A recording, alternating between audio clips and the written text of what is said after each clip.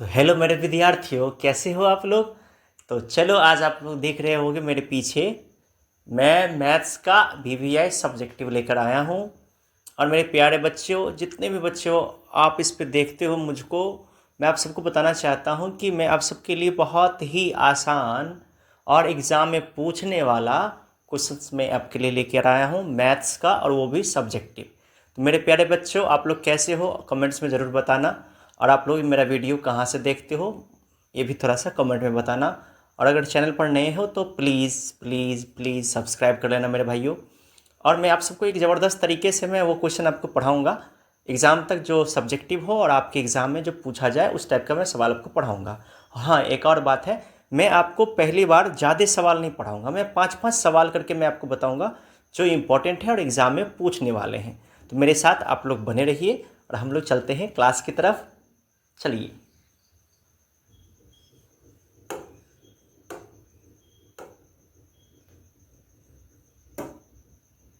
तो हम लोग का पहला क्वेश्चन है, दिखावे कि 3+5√3 एक अपरिमेय संख्या है।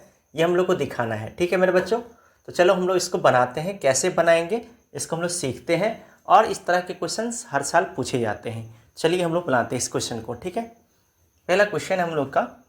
अब हम लोग इसको कैसे बनाते हैं, देखिए। सबसे पहले हम लोग को क्या लिखना होगा, तो हम लोग को हिंदी बिहार बोर्ड वाले जो बच्चे होंगे तो उनको याद रखना है माना। एक माना वर्ड मैथ्स में बहुत फेमस है। सबसे पहले आपको लिखना है माना। क्या लिखना है? माना। ठीक है, माना। उसके बाद लिखना है 3+5√2 बराबर P/Q। ये एकदम सिंपल स्टेप है। दूसरा स्टेप क्या होगा, ऐसे, या 5√2 इक्वल टू P/Q। और ये 3 जो है इधर जाएगा तो हो जाएगा -3। अब क्या करना है हम लोगों को, अब क्या करना है, तो उसके बाद 5√2 इक्वल टू, इसको ऐसे रहने देना है। यहाँ पे Q लिखेंगे, ठीक है। यहाँ पे P है तो P, और इसके बाद 3 है तो 3, और ये जो Q था इसको एक बार और लिख देंगे यहाँ पे। ठीक है, सीखते जाओ। अब क्या करेंगे, तो इसके बाद हम लोग ये जो √2 है इसको इधर रहने देंगे और 5 को उधर लेके चले जाएंगे। ठीक है, √2 इधर रहेगा और P-3Q/, ये 5 यहाँ पे जो था इसके नीचे चला जाएगा, ये Q है तो Q। ओके, तो हम लोग इससे देख लिए, यहाँ पे लिखेंगे अब, चूंकि P और Q पूर्णांक हैं, ये लिखना होगा हम लोगों को एग्जाम में। ठीक है, अतः यहाँ पे ऐसे करके, अतः ये साइड वाला को लिखना होगा P-3Q/5Q एक परिमेय संख्या है।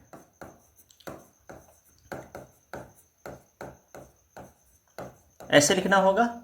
अब इसके बाद यहाँ तक समझ जाइए आप लोग कैसे हम लोग बनाए हैं। मैंने पहले क्या किया, 3 को इधर किया, फिर मैंने क्या किया, 5 को मैंने नीचे ले गया। इसको स्टेप बाय स्टेप आपको देखना है। मैंने 3 को पहले इधर ले गया, माइनस कर दिया। उसके बाद मैंने क्या किया, P था तो P, माइनस था तो माइनस, 3 था तो 3, इसके जगह पर बस मैंने Q लगा दिया और नीचे भी Q लगा दिया। उसके ये 5 जो इधर वाला था उसको मैंने कहाँ कर दिया, इधर। इस तरह के कोई भी सवाल आपको देंगे तो इस तरह आप इस पर अलग अलग संख्या लगा लेना।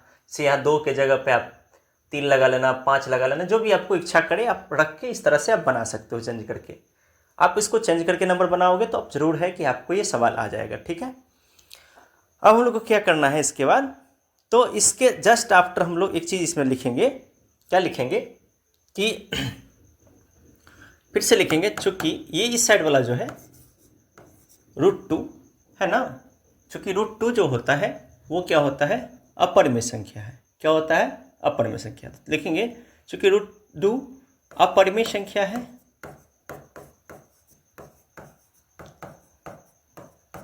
इतना लिखना होता है एग्जाम में। ठीक है, अब लास्ट में लिख देंगे, अतः हमारी मान्यता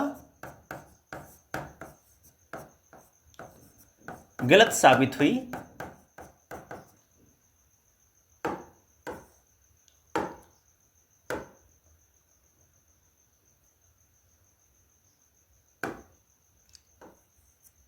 गलत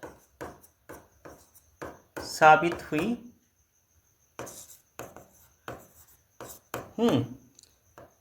इसलिए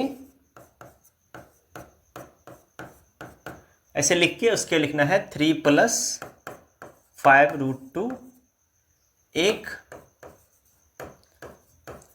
अपरिमेय संख्या है। ये नीचे में ऐसे आपको लिखना होगा। इतना लिख दोगे तो आपको ज़रूर है कि एग्ज़ाम में आपको 2 नंबर दे दिया जाएगा। तो पहला क्वेश्चन मैंने आपको पढ़ाया, आप इसको देख लो, अच्छे से सीख लो। अब मैं दूसरे क्वेश्चन की तरफ चलूँगा, ठीक है।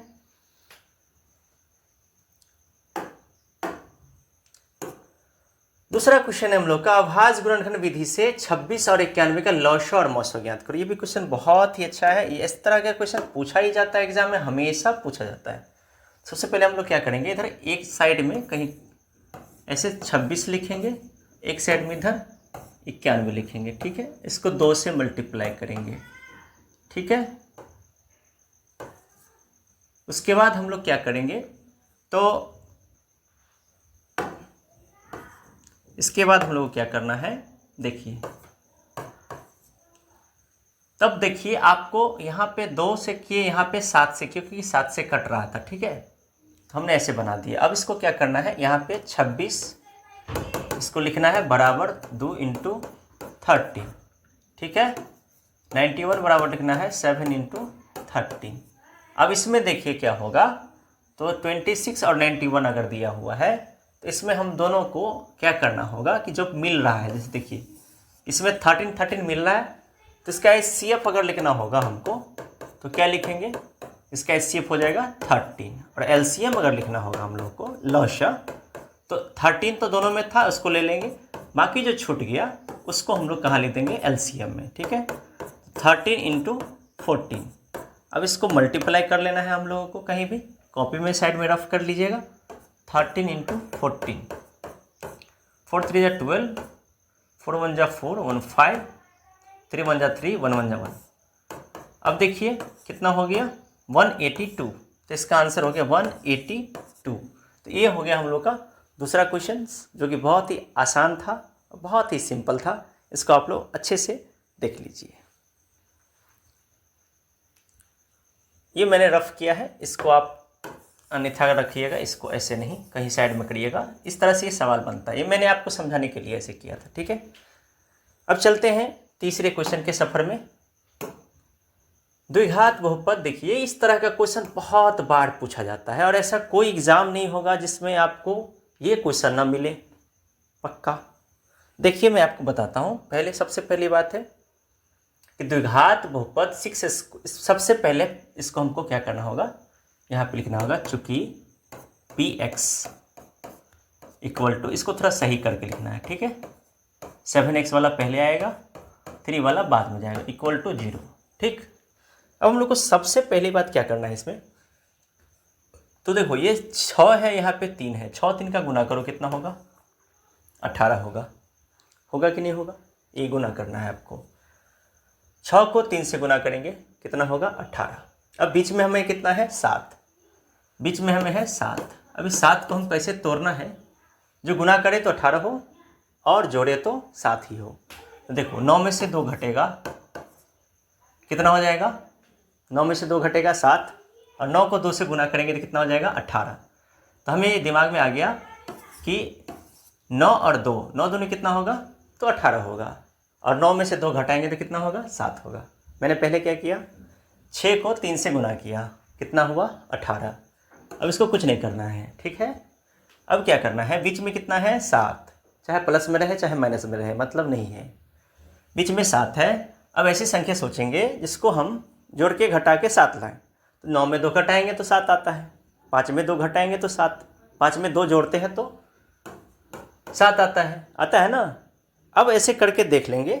अब हमको इसको गुना करके चेक करना है।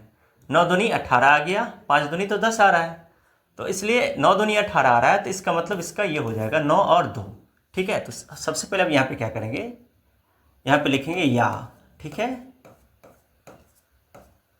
अब सबसे पहले क्या करना है, जैसे यहाँ पे 9 था और 2 था, तो 9 की जगह पर 9 लिख देंगे और x लिख देंगे, ठीक है। माइनस था ना, माने 9 में से 2 घटाए थे ना, तो यहाँ पे -2 है तो 2 लिख देंगे, और x है तो x लिख देंगे। ठीक है, इसको ऐसे 9 में से 2 गया तो 7, और 9 को 2 से गुना करेंगे तो 18। कोष्ठ लगाना नहीं भूलिएगा। -3 = 0। अब क्या करना है हम लोगों को, इसको हटाना है कोष्ठ को, तो माइनस माइनस क्या हो जाएगा, प्लस। ठीक है, कोई दिक्कत नहीं। अब उसके बाद क्या करना है, हम लोग को कॉमन लेना है। क्या लेना है, कॉमन। तो देखो आप लोग बताओ कि कौन सा टेबल है जिसमें 6 भी आता है और 9 भी आता है। तो 2 1 जा 2 में तो नहीं आता है, 3 1 जा 3, 3 2 6, हाँ 3 में आता है, 3 में आता है, 3 2 6, 3 3 9। सबको क्या करना है, दोनों में से 3 ले लेना है। ठीक है, ले लीजिए 3। अब यहाँ पे दोनों में x है तो एक x ले लेंगे। ठीक है, अब बताओ 3 को कितना से गुना करेंगे तो 6 होगा, 3 को 2 से गुना करेंगे तो 6 होगा, और यहाँ 2x था, 1 ले लिया तो कितना बच गया, 1। ठीक है, अब इधर देखो आप, अब इधर देखो 3 को कितना से गुना करेंगे तो 9 होगा, 3 को 3 से गुना करेंगे तो 9 होगा, और यहाँ एक x था हमने यहाँ ले लिया, तो अब यहाँ पे कुछ भी नहीं बच गया, यानी यहाँ पे x अब नहीं बच गया। ठीक है, इधर देखो, अब ऐसा कोई टेबल नहीं है जिसमें 2 भी आता हो और 3 भी आता हो। एक का एक ऐसा टेबल है जिसमें 2 भी आता है और 3 भी आता है। तो हम एक का टेबल में से एक ले लेंगे। ठीक है, एक ले लेंगे तो हम यहाँ पे जो यहाँ पे हमने लिखा था उसी को यहाँ पे हमको लिख देना है। ठीक है, माने कॉमन कैसे लेते हैं, ऐसा टेबल जिसमें दोनों आता हो। तो 2 और 3 कौन से टेबल में आता है, एक में, एक के टेबल में आता है। इक्वल टू मैंने क्या कर दिया, 0। ठीक है, अब मैं क्या करूँगा, देखो एक ये दोनों सेम है और ये वाला बाहर वाला जो है ये अलग अलग है।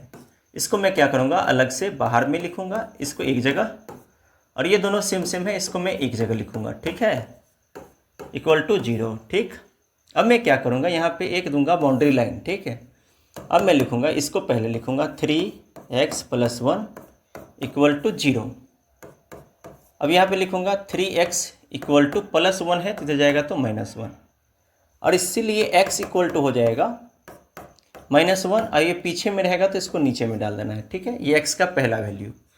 फिर से इधर भी लिखेंगे वैसे ही, 2x - 3 = 0। ठीक है, अब क्या करेंगे, 2x = ये 3 माइनस में था तो इधर जाएगा तो किस में हो जाएगा, प्लस में। अब क्या करना है, 3 और नीचे में, ये पीछे में है तो ये कहाँ जाएगा, नीचे में। तो इससे क्या हो गया, अतः x का वैल्यू जो है हमको यहाँ लास्ट में लिख देना है, एक आया -1/3, एक आया 3/2। ये इसका हो गया आंसर। तो मैं बहुत ही अच्छे से आपको समझाया हूँ, आप इसको देखो, मुझे विश्वास है कि आपको ये अच्छा लगेगा, और अच्छे से बैठ कर के इसको बनाओ, सीखो। ठीक है, तो ये हो गया हम लोग का तीसरा क्वेश्चन। चौथा क्वेश्चन है, विलोपन विधि का उपयोग करके निम्न रैखिक समीकरण का संभव हल ज्ञात कीजिए। ठीक है, चलिए करते हैं विलोपन विधि। सबसे पहले जो इक्वेशन हम लोग को लिखा हुआ है, इसको हम लोग सबसे पहले सवाल बनाने से पहले इसको लिख लेंगे। ठीक है, 3x + 4y = 10, 2x - 2y = 2। ये हम लोग का हो गया समीकरण 1, ये हो गया समीकरण 2। ठीक है, इतना लिखने के बाद क्या करना है हम लोग को, अब देखो इसमें हम लोग को ऐसे करना है कि इसका जो, जैसे यहाँ पे 3 है, यहाँ पे 2 है। ठीक है, तो ऐसा कौन सा नंबर है जो दोनों में आता है, जो दोनों टेबल में आता है। तो देखो 3 1 जा 3, 3 2 जा 6, 3 में भी 6 आता है, 2 1 जा 2, 2 2 जा 4, 2 3 जा 6, यानी 2 में भी 6 आता है। ठीक है, तो हमको क्या करना है, दोनों को 6 बना लेना है। ठीक है, क्या कर लेना है, दोनों को 6 बना लेना है। आप चाहो तो 3 4 जा 12, यानी 3 चौके 12 भी आता है, और 2 छक्के 12, 12 भी आता है। आप 6 बनाना चाहते हो, 12, माने दोनों को सेम करना है आपको। क्या करना है, किसी x को या y को किसी को सेम बनाना है आपको, दोनों ऊपर नीचे सेम। इसके लिए क्या करना होगा, हमको गुना करना होगा। तो हम लोग क्या करेंगे यहाँ पे कि पहला जो समीकरण हम लोग का है, इसको अगर हम लोग 2 से गुना करते हैं तो 6 बन जाएगा, 3 दूनी 6। और दूसरा समीकरण जो है, 2 को हम लोग 3 से गुना करते हैं तो 6 बन जाएगा। सिर्फ सेम बनाना है, किसी एक को सेम बनाना है। ठीक है, तो हम लोग क्या करेंगे, समीकरण 1 को हम लोग 2 से गुना करेंगे। ठीक, इसके बाद घटाव लिख देंगे। समीकरण 2 को हमको, 2 जो है 2 को कितना से गुना करना पड़ेगा, 3 से, तब ना 6 बनेगा। तब इसको 2 से गुना करते हैं सबको, तो 3 दूनी 6, 4 दूनी 8, 10 दूनी 20 हो गया। Very good. अब दूसरे वाले इक्वेशन को हमको 3 से गुना करना पड़ेगा। 3 दूनी 6, 3 दूनी 6, 3 दूनी 6। अब देखो ये बन गया हम लोग का इक्वेशन। यहाँ पे हम लोग लिख देंगे 3, समीकरण 3, यहाँ पे लिख देंगे हम लोग समीकरण 4। ठीक है, कोई दिक्कत नहीं। अब हम लोग को क्या करना है, देखो यही 6 जो बना दिए हम लोग, सेम यही बनाना है हम लोग को, बस इतना ही है। लो अच्छा, अब ये दोनों गया कट। ठीक है, ये माइनस था तो ये हो जाएगा प्लस, 8 में 6 जोड़ेंगे तो हो जाएगा 14। ठीक है, अब देखो इधर ये 20 है, ये 6 है, ये प्लस में रहेगा तो ये हो जाएगा माइनस। 20 में से 6 गया तो कितना हो गया 14। तो y बराबर हो जाएगा, यहाँ पे चुके लिखना है ना, यहाँ पे या लिखना है। ये पीछे में है तो कहाँ आएगा, नीचे में। 14 को 14 से काटेंगे तो कितना होगा 1। अब क्या करना है हम लोग को, अगला स्टेप, अब इस y के मान को कहीं भी रख देना है। ठीक है, y के मान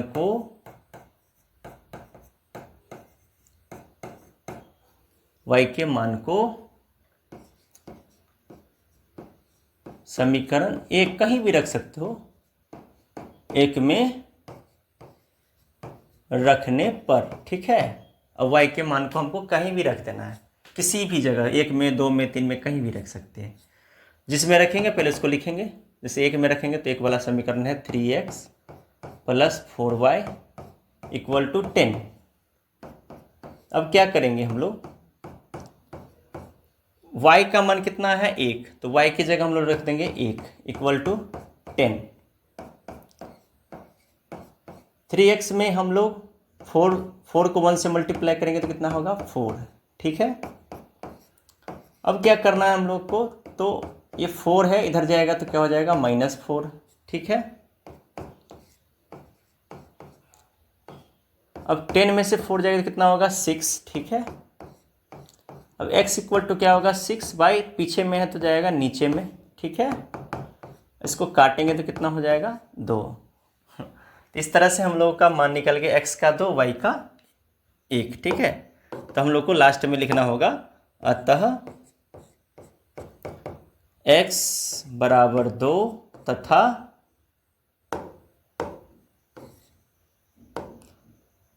तथा y = 1। ठीक है, ऐसे लिखना होगा लास्ट में। ऐसे आप लाइनिंग नहीं बनाना, मैं तो चूंकि बोर्ड पे बता रहा हूँ। पहले आप इस y ऐसे बनाना, फिर इसके नीचे बनाना आप सवाल एक लाइन से। याद रहे एग्जाम में ये इक्वल टू जो है ना, हमेशा एक लाइन से होना चाहिए। ओके, तो ये हम लोग का हो गया चौथा सवाल, जो कि काफ़ी इम्पोर्टेंट था एग्ज़ाम के लिए। अब हम लोग चलते हैं 5वें सवाल की तरफ। एक बार आप लोग इसको देख लीजिए। ठीक है,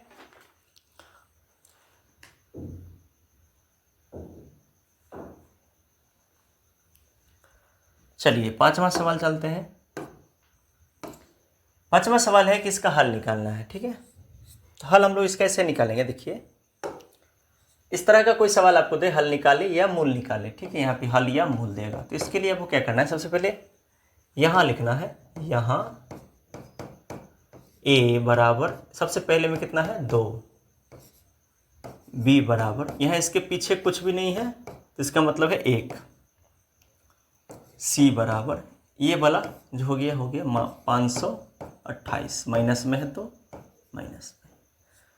अब इसलिए लिखना है d बराबर, फॉर्मूला होता है b² - 4ac।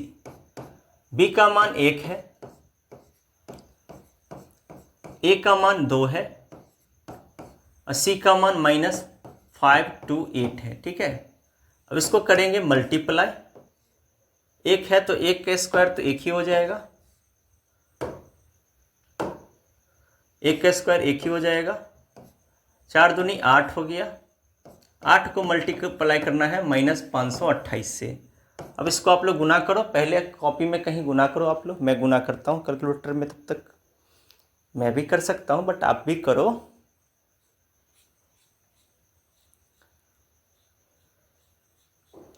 (4224) होता है। ठीक है, इसको गुना करेंगे तो 4224 होगा प्लस में। ठीक, माइनस माइनस प्लस हो जाएगा, गुना करेंगे तो अब हो जाएगा 4225। ठीक है, ये कितना हो गया, तो 4225 हो गया।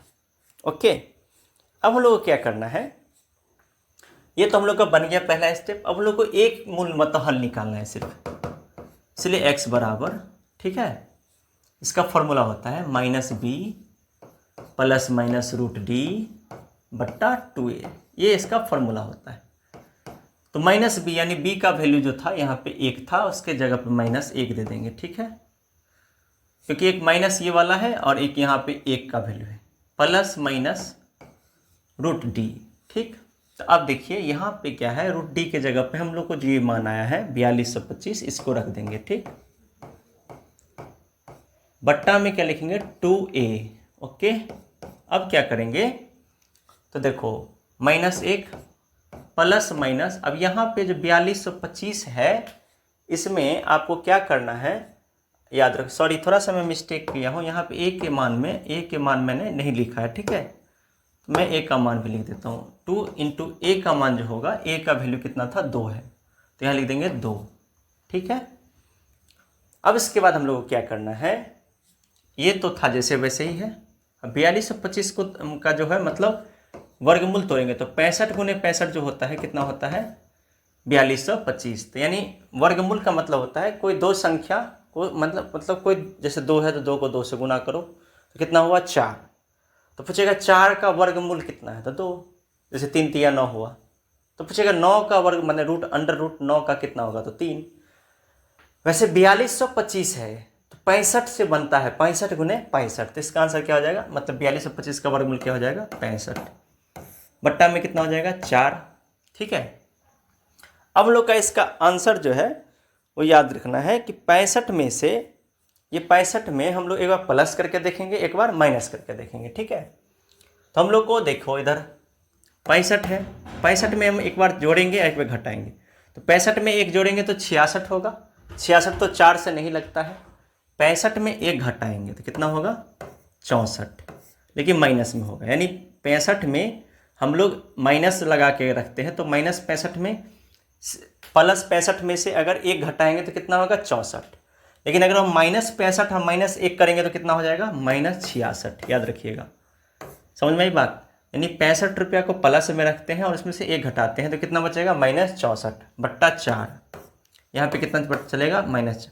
अब देखो ये तो कटेगा नहीं, इसलिए इसको नहीं लिखना, ठीक है, इसको काटेंगे तो कितना से हो जाएगा, 16, यानी -16 इसका आंसर हो जाएगा। कहोगे सर जी ये वाला क्यों नहीं लिखे, तो देखो 66 तो नहीं ना कटता है 4 से, 64 ही ना कटता है 4 से, तो इसलिए इसको क्या किए, 65 में से 1 घटा दिए तो 64 हो गया, ठीक। तो इस प्रकार इसका 2 आंसर होगा, एक होगा -16 और एक इसका दूसरा आंसर जो हो जाएगा वो हो जाएगा आपको यहीं पर हो जाएगा,